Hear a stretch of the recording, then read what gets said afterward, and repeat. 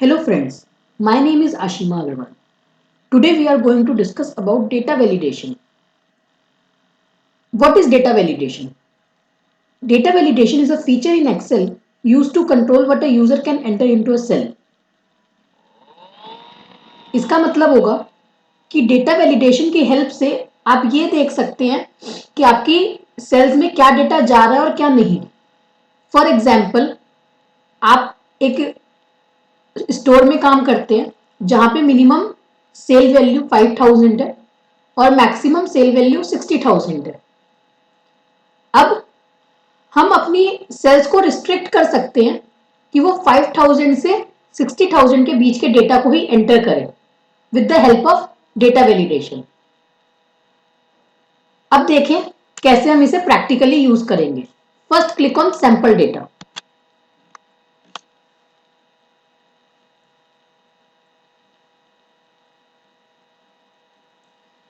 जैसा कि आप यहाँ पे देख रहे हैं कि आपके 5 कॉलम्स हैं. Order date, region, representative, item, units, unit cost, total. तो जो एग्जाम्पल मैंने आपको दिया उसी एग्जाम्पल के बिहाफ पे हम यूनिट्स को रिस्ट्रिक्ट करते हैं कि ये 30 से लेकर 100 तक के बीच की यूनिट्स ले सके, ना उसके ऊपर की एंट्री ले सके ना उसके नीचे की एंट्री ले सके. तो उसके लिए हमें क्या करना होगा? सबसे पहले जिन सेल्स को हमें रिस्ट्रिक्ट करना है उन्हें हमें सेलेक्ट करना होगा. तो लेट्स सेलेक्ट देम.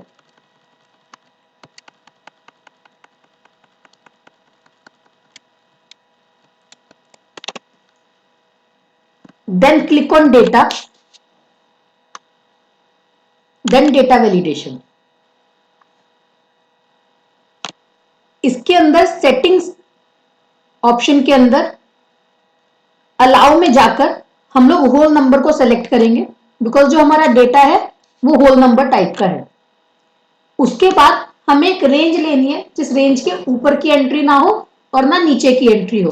तो हम बिटवीन का ऑप्शन लेंगे. वैसे इसके अंदर काफी सारे ऑप्शन है, हम अपनी रिक्वायरमेंट के अकॉर्डिंग ले सकते हैं. तो अभी हम बिटवीन का ऑप्शन लेंगे. मिनिमम में हमने 30 डाली एंड मैक्सिमम में हमने 100 डाली और इसको ओके कर दिया. अब अगर आप डेटा एंट्री करने की कोशिश करेंगे तो अगर मैं 25 की एंट्री करती हूं तो एक्सेल उसकी एंट्री नहीं लेगा. सेम वे अगर मैं 101 की एंट्री करने की कोशिश करती हूं तो एक्सेल उसकी एंट्री नहीं लेगा. लेकिन आपको एरर मैसेज से कुछ समझ नहीं आ रहा तो अगर हमारे अलावा कोई इस शीट को यूज करता है तो वो नहीं समझ पाएगा कि उसे क्या एंट्रीज करनी चाहिए और क्या नहीं. उसके लिए आपके पास एक और ऑप्शन होता है जो डेटा वैलिडेशन के अंदर ही आता है. तो उसे यूज करने के लिए लेट्स सेलेक्ट अगेन.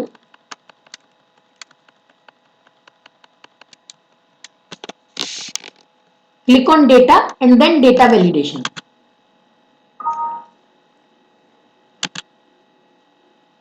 ये वाली कंडीशन हमारी एज इट इज रहेगी और हम एरर अलर्ट में जाकर अपना स्टाइल सेलेक्ट कर लेंगे कि आपको स्टॉप करना है, वार्निंग देनी है या इंफॉर्मेशन देनी है. स्टॉप के अंदर वो आपको एंट्री करने ही नहीं देगा तो हम लोग स्टॉप को सिलेक्ट करते हैं और टाइटल देते हैं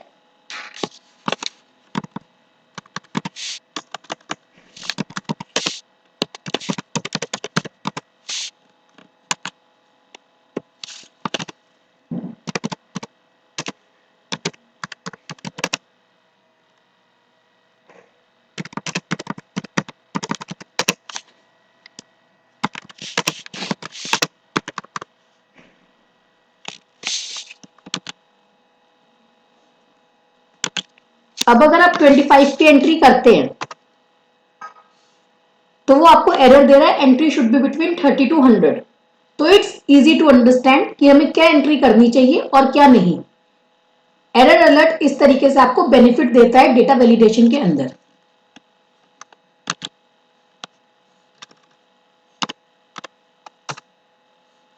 अगर आप सही एंट्री करेंगे तो वो आपको एरर नहीं देगा.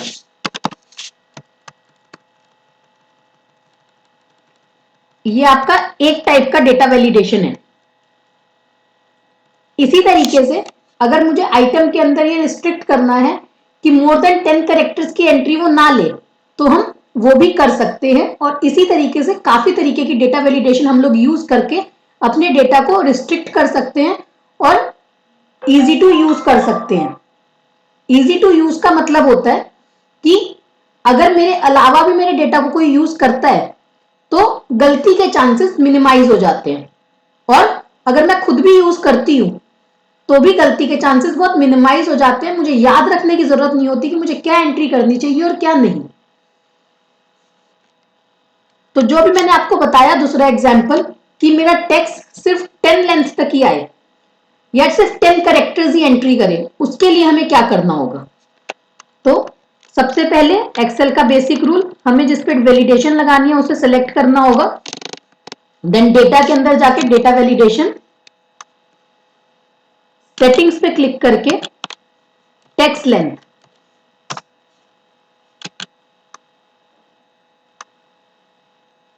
हमें लेस देन और इक्वल टू 10 रखना है, मतलब या तो 10 या 10 से छोटा।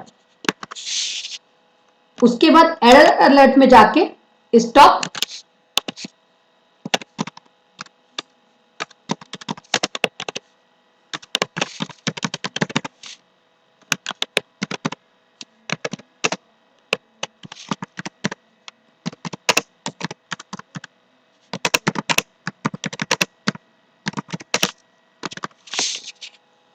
And okay.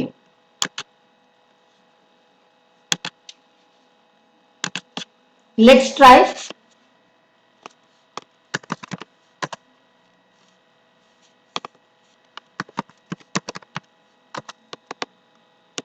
ये एंट्री ले रहा है क्योंकि 10 से छोटे हैं। अब हम 10 से ज्यादा की एंट्री करने की कोशिश करते हैं।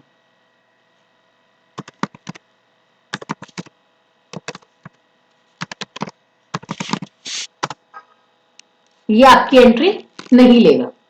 तो इस तरीके से आप अपनी टेक्स्ट लेंथ को भी रिस्ट्रिक्ट कर सकते हैं।